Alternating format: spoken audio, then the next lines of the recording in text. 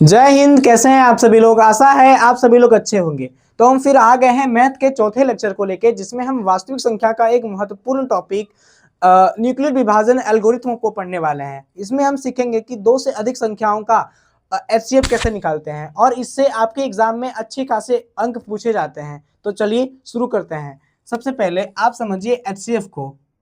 HCF जिसका पूरा full form होता है highest common factor. Highest common factor, ठीक है ना। देखिए इसमें क्या होता है। अच्छा, एचसीएफ निकालने की आप लोगों ने अभी तक दो विधियां पढ़ी होंगी। कौन कौन सी? सबसे पहला होगा, आपने पढ़ा होगा कि भाग विधि या तो अभाज्य गुणनखंड विधि। अभाज्य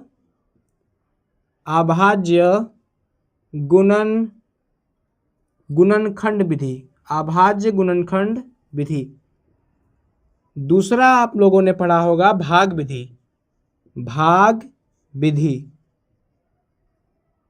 अभाज्य गुणनखंड विधि में क्या होता था कि हम संख्या का अभाज्य गुणनखंड करते थे। उसके बाद जो भी संख्या दोनों में सामान्य रूप से कॉमन होती थी उसे हम लिखते थे, और भाग विधि में हम भाग लगा कर एचसीएफ निकालते थे। आइए आपको याद करा देते हैं कि अभाज्य गुणनखंड विधि से एचसीएफ कैसे निकालते हैं और भाग विधि से एचसीएफ कैसे निकालते हैं। चलिए सबसे पहले देखिए अभाज्य गुणनखंड विधि से। अभाज्य गुणनखंड विधि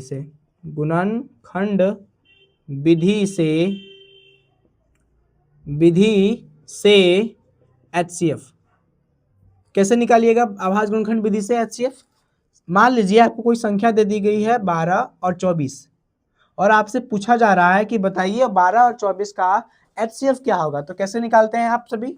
देखिए लिखते हैं ऐसे करके, 12 इधर 24, फिर इसका हम अभाज्य गुणनखंड करते हैं। कैसे? 2 से लगाइएगा तो 6, फिर 2 से लगाइएगा भाग तो कितना आता था 3, फिर 3 से लगाएंगे तो 1।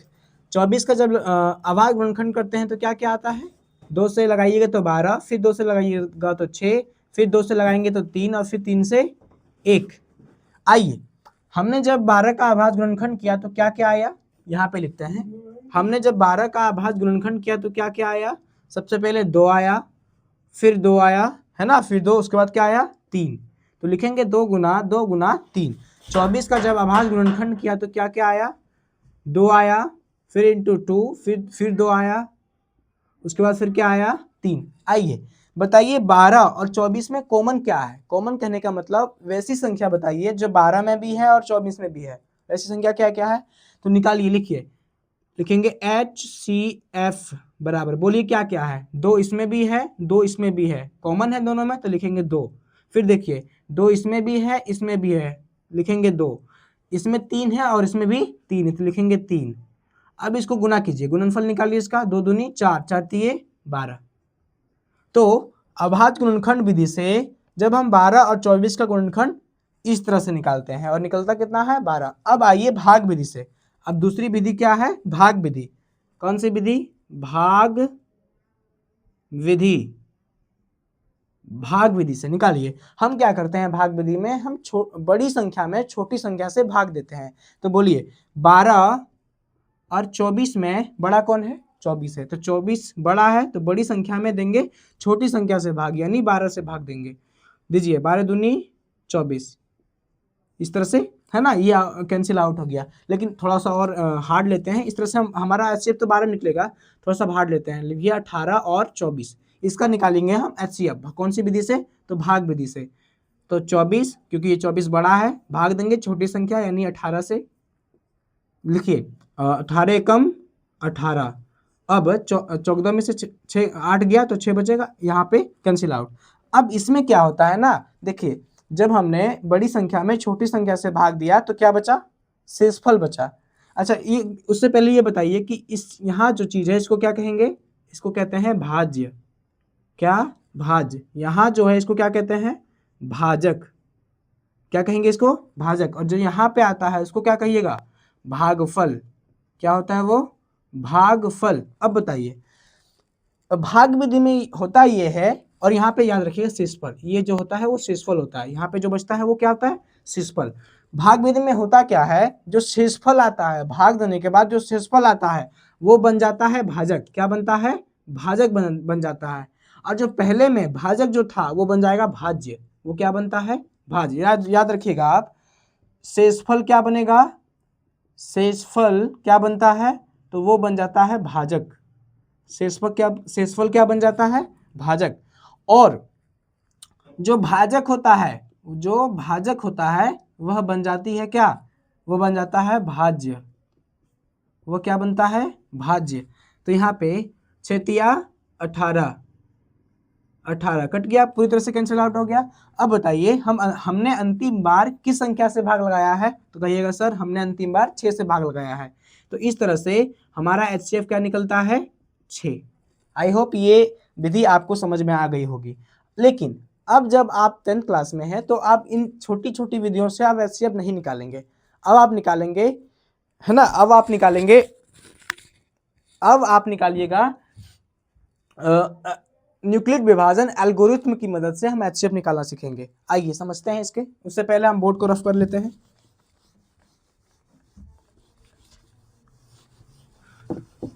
लिखिए, पहले हम यहाँ पे एक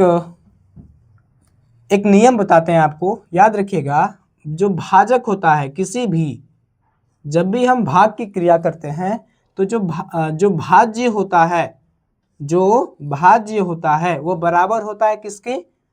तो भाजक गुने भागफल जोड़ शेषफल के। किसके? शेषफल के। याद रखिएगा ये नियम क्या है? जो भाज्य होता है वो बराबर होता है किसके? तो भाजक और भागफल के गुणनफल और उसके गुणनफल के शेषफल का योग, है ना, उससे ये क्या होता है? ये बराबर होता है। देखिए कैसे, हम एक लेते हैं क्रिया, मान लीजिए 10, और इसमें हम भाग लगा रहे हैं 3 से। आपको अच्छे से पता है कि जो यहाँ रहता है बीच वाले में, जिसमें हम भाग लगाते हैं उसको हम कहते हैं भाज्य, और जिससे भाग देते हैं उसे कहते हैं भाजक। याद रखिएगा, जिससे हम भाग देते हैं उसे भाजक कहते हैं और जिसमें भाग लगाते हैं उसको भाज्य कहते हैं। अब भाग लगाइए, 3 × 9, क्या बच रहा है? यहाँ पे 1 बच रहा है। अच्छा, भाग देने के बाद जो फल मिलता है, क्या फल मिला? 3 मिला। भाग देने के बाद जो फल मिलता है उसको हम कहते हैं भागफल। क्या कहते हैं? भागफल। उसको कहिएगा भागफल। और भाग देने के बाद जो बच जाता है, शेष बच जाता है ना, उसको कहते हैं हम शेषफल। क्या कहते हैं? शेषफल। तो बताइए इस क्रिया में, बताइए भागफल कितना है? सबसे पहले बताइए भागफल कितना है? इस क्रिया में भागफल कितना है? 3। शेषफल कितना है? शेष कितना है? शेष कहिएगा सर, शेष 1 है। बताइए भाज्य कितना है? भाज्य इस क्रिया में क्या है? भाज्य है 10। बताइए भाजक क्या है? भाजक क्या है? भाजक कितना है? तो वह 3 है। आइए अब जो हमने आपको नियम बताया है उसकी सत्यता का जांच करते हैं। नियम क्या है? भाज्य, तो भाज्य मेरे पास कितना है? भाज्य मेरे पास 10 है। बराबर होता है किसके? भाजक और भागफल का गुणनफल। तो भाजक मेरे पास क्या लिखे हैं आप? देखिए भाजक कितना है? 3, और भागफल कितना आया है? वो भी आया है 3, जोड़ शेषफल क्या आया है मेरे पास? शेषफल आया है 1। अब इसकी सत्यता का जांच कीजिए। 10 बराबर 3 × 9 जोड़ 1, तो 10 बराबर इधर भी 10। इसका मतलब किसी भी भाग, जब भी हम किसी भाग की क्रिया करते हैं तब वहां पे ये नियम लागू होता है। नियम क्या है? भाज्य बराबर होता है भाजक गुने भागफल जोड़ शेषफल के। अच्छा, अब इसका थोड़ा अंग्रेजी में नाम रख दीजिए। आप इसको मानिए ए, भाज्य को क्या मानिएगा? ए। भाजक को मानिए बी, भाजक को क्या मान लिए? बी। अब भागफल को मानिए क्यू और शेषफल को मानिए आर। इस तरह से हम इसका अंग्रेजी में नियम बना सकते हैं। क्या बनाएंगे? इसको लिखिएगा ए बराबर होता है किसके बराबर होता है? तो भाजक यानी बी, भागफल यानी क्यू, जोड़ शेषफल के यानी आर। इस तरह से ए बराबर बी क्यू प्लस आर। तो यही क्या है? और इसी नियम को हम क्या कहते हैं? इसी नियम को हम कहते हैं यूक्लिड यूक्लिड विभाजन विभाजन विभाजन एल्गोरिथ्म एल्गोरिथ्म एल्गोरिथ्म यूक्लिड विभाजन एल्गोरिथ्म, इसी चीज को हम क्या कहते हैं, यूक्लिड विभाजन एल्गोरिथ्म। इसी नियम को, क्या नियम क्या है, a is equal to B Q plus r, यानी भाज्य बराबर होता है भाजक गुने शेषफल जोड़ भाजक गुने भागफल जोड़ शेषफल के, यही है यूक्लिड विभाजन एल्गोरिथ्म। आई होप ये आपको समझ में आ गया होगा। तो अब सर आप बोलिएगा, सर आपने तो कहा था कि हम सिखाएंगे कि यूक्लिड विभाजन एल्गोरिथ्म का प्रयोग करके एचसीएफ कैसे निकालते हैं, तो चलिए उस पर भी थोड़ा बात करते हैं। आ जाइए नियम याद रखिएगा बस कि ए होता है बराबर किसके, बी क्यू प्लस आर के। आइए हम यूक्लिड विभाजन एल्गोरिथ्म का प्रयोग करके हम एचसीएफ निकालते हैं। देखिए मान लीजिए आपको कहा गया, आपको ये कहा गया कि आप 18 और 24 का एचसीएफ निकालिए, किसकी मदद से, तो यूक्लिड विभाजन एल्गोरिथ्म की मदद से निकालना शुरू करते हैं। सबसे पहले आप मानना है, आपको क्या करना है, मान लेना है। ये एकदम पूरा नियम से बता रहे हैं हमको आपको, ठीक है ना। पहले मानिए, किसको मानिए, 18 को मान लीजिए ए, 24 को मान लीजिए बी। 24 को हमने क्या माना, सबसे पहले हमने क्या किया, मान लिया, क्या माना, जो दिया रहता है उसी को मान लिया। ए बराबर 18, बी बराबर 24। अच्छा इसमें से आप ये भी देखिएगा कि कौन किससे बड़ा है, तो बोलिए 18 और 24 में बड़ा कौन है, यानी ए और बी में बड़ा कौन है, तो कहिएगा सर बी यहाँ पे ए से बड़ा है। तो लिखिए इस तरह से लिख सकेंगे, है ना, कि ए नहीं ये इसमें लिखेंगे ए छोटा है बी से, यानी बड़ा है ना। अब देखिए अब क्या करेंगे, हमने आपको कहा था कि हम लगातार भाग लगाते हैं, किसमें, विभाजन एल्गोरिथ्म में, यूक्लिड विभाजन एल्गोरिथ्म में हम लगातार भाग लगाते हैं। तो भाग किस में लगाएंगे, बड़ी संख्या में छोटी संख्या से। तो बोलिए यहाँ पे बड़ी कौन है, बड़ी 24 है और छोटी कौन सी है, वो 18 है। लिखिए 24 में 18 से भाग देने पर 18 में 24 में 18 से भाग देने पर, आइए भाग दीजिए। सबसे पहले इसको लिखिए चरण 1, है ना, चरण 1 माने स्टेप पहला। हम पहला स्टेप में क्या करते हैं, बड़ी संख्या में छोटी संख्या से भाग देते हैं, किसमें, तो विभाजन एल्गोरिथ्म में, यूक्लिड विभाजन एल्गोरिथ्म में। देखिए तो 24 में देंगे हम किससे भाग, 18 से भाग देंगे। आइए भाग दीजिए, तो 18 एकम 18, यहाँ पे माइनस हो जाएगा, कितना, 6 बचेगा, माइनस होने के बाद कितना बचेगा, 6।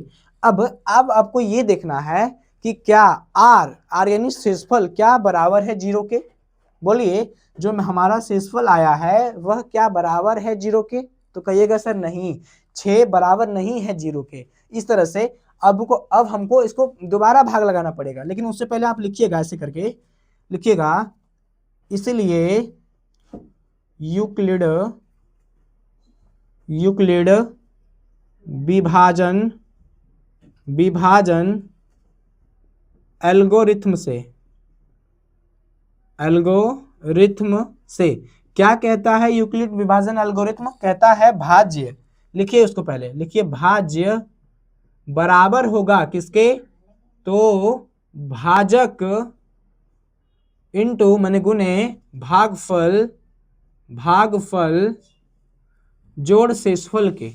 क्या ये सत्य हो रहा है यहाँ पे, देखिए सबसे पहले देखिए भाज्य मेरे पास क्या दिया गया है, देखिए फटाफट भाज्य क्या है मेरे पास, इसमें भाज्य कितना है 24, भागफल कितना है, भाजक कितना है 18, भागफल कितना है 1 और शेषफल है 6, जोड़िए तो 24 बराबर 18 एकम 18 और 6 24 तो हो रहा है। लेकिन हमने क्या कहा था, जब तक 0 नहीं आएगा तब तक हम भाग लगाते रहेंगे।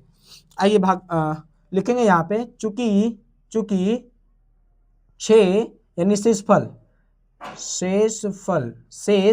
कितना है 6, जो कि बराबर नहीं है किसके, 0 के। इसलिए हम फिर क्या करेंगे, चरण दूसरा को लेंगे, चरण दूसरा में काम करेंगे।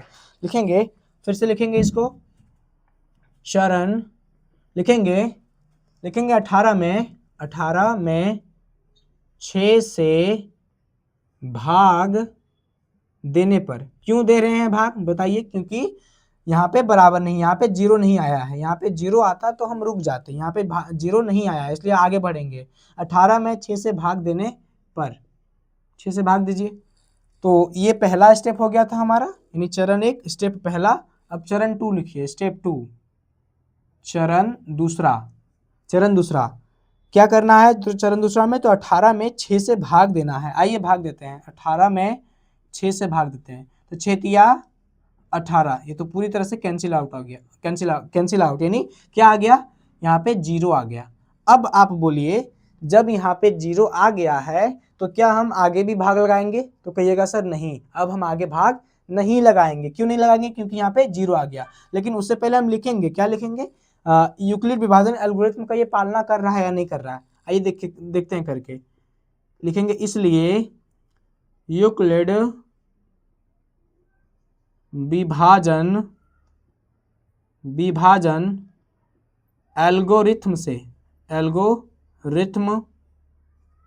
से यूक्लिड विभाजन एल्गोरिथम से क्या कहता है यूक्लिड विभाजन एल्गोरिथम, कहता है जो भाज्य होगा वो बराबर होगा भाजक गुणे भागफल जोड़ शेषफल के बराबर होगा। आइए क्या ये सत्य है, भाज्य मेरे पास क्या है 18, भाजक मेरे पास कितना है 6, भागफल कितना आया 3, शेषफल कितना आया है 0। अब यहीं से देखिएगा आप कि शेषफल 0 आ गया है, तो यहाँ नीचे इसके लिखिए चूंकि शेषफल 0 जो कि बराबर है 0 के, इसलिए हम यहाँ क्या करेंगे, यहाँ पे रुक जाते हैं। क्या करेंगे, रुक जाते हैं। और बोलिए अंतिम बार हमने किससे भाग लगाया है, किससे, तो 6 से। तो लिखिएगा अतः कितना कैल्शियम HCF 18 और 24 का HCF बराबर कितना निकला 6 निकला। तो इस विधि से हम HCF निकालना आगे भी सीखेंगे और भी। ये आप आई होप ये आपको समझ में आ गया होगा। तो एक और उदाहरण से आपको समझा देते हैं कि कैसे करना है। देख लीजिए इसको एक बार, आगे बढ़ते हैं फिर, ठीक है। आइए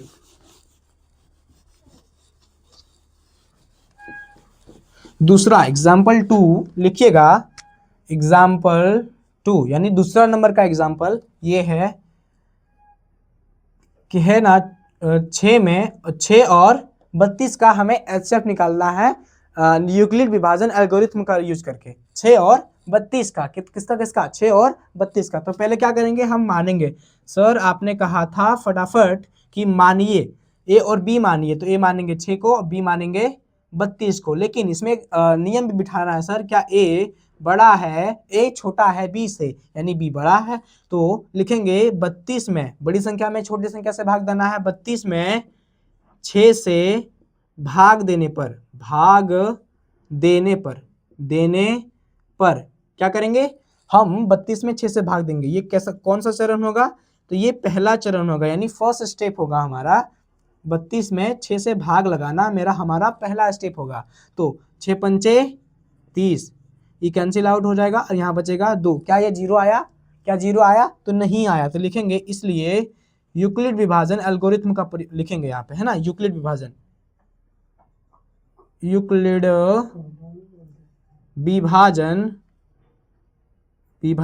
एल्गोरिथम यूक्लिड विभाजन एल्गोरिथम से क्या है, यूक्लिड विभाजन एल्गोरिथम है कि भाज्य, यहाँ पे हम अंग्रेजी में लिखते हैं A बराबर होता है किसके, BQ प्लस R के। A बराबर होता है किसके, BQ प्लस R के। A मेरे पास कितना है, A है 32, B मेरे पास क्या है 6 और Q कितना है 5 और R कितना है 2। क्या ये 0 के बराबर आया, शेषफल क्या 0 के बराबर आया, तो कहिएगा नहीं आया सर, शेषफल 2 आया है जो कि 0 के बराबर नहीं है। तो क्या हमें दूसरा स्टेप चलना पड़ेगा, तो कहिएगा जी सर दूसरा स्टेप हमें चलना पड़ेगा।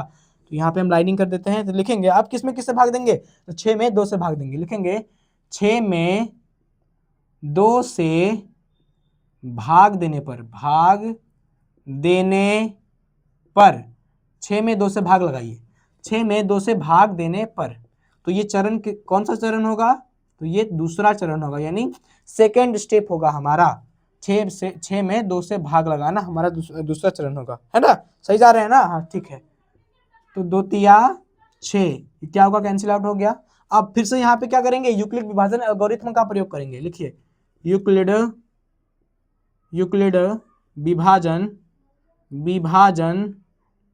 विभाजन एल्गोरिथ्म से यूक्लिड विभाजन एल्गोरिथ्म से क्या कहता है यूक्लिड विभाजन एल्गोरिथ्म, कहता है a is equal to B Q plus R, B Q plus R. A क्या है 6 है, बी क्या है 2 और क्यू 3 और आर 0, क्योंकि यहाँ पे कैंसिल आउट हुआ है ना, तो ये क्या आएगा 0 आएगा, है ना, वही बात हो गया 0 आएगा। तो बोलिए क्या शेषफल 0 है, हाँ शेषफल 0 है। तो हम यहाँ पे क्या करेंगे, रुक जाएंगे, लिखेंगे चूंकि शेषफल 0 है, जो कि बराबर है 0 के, चूंकि बराबर है 0 के, इसलिए यहाँ पे क्या करेंगे, रुक जाएंगे, है ना, रुक जाना है, यहाँ पे क्या करना है, रुकना है हमें, यहाँ पे रुकते हैं हम। बताइए अंतिम बार हमने किससे भाग दिया, तो कहिएगा सर अंतिम बार हमने 2 से भाग लगाया है, तो HCF क्या निकलेगा, HCF निकलेगा 2, इसलिए HCF बराबर कितना निकलेगा 2। ये हो गया आपका आंसर, समझ गए ना। क्या करना है, सबसे पहले जिस संख्या का HCF निकालने आपको दिया रहेगा उसको A और B मानना है, और आपको देखना है कि कौन बड़ा है, बड़ी संख्या में छोटी संख्या से भाग देना है आपको। उसके बाद यूक्लिड विभाजन एल्गोरिथम का यूज करके देखना है क्या वह सत्य आ रहा है, यानी क्या वह 0 आ रहा है। यदि 0 नहीं आता होगा तो फिर हम क्या करेंगे, अगला स्टेप यानी अगला चरण चलेंगे, फिर एल्गोरिथम का प्रयोग करके देखेंगे क्या 0 आ रहा है। यदि आ रहा होगा तो रुकेंगे, यदि आ रहा होगा तो रुक जाएंगे, यदि नहीं आ रहा होगा तो फिर अगला चरण चलेंगे। फिर उसके बाद जब अंतिम बार हम जिससे भाग लगाएंगे वही क्या होगा, हमारा HCF होगा। तो बस यही था आज के लिए बस इतना ही। मिलते हैं किसी और क्लास में। जय हिंद।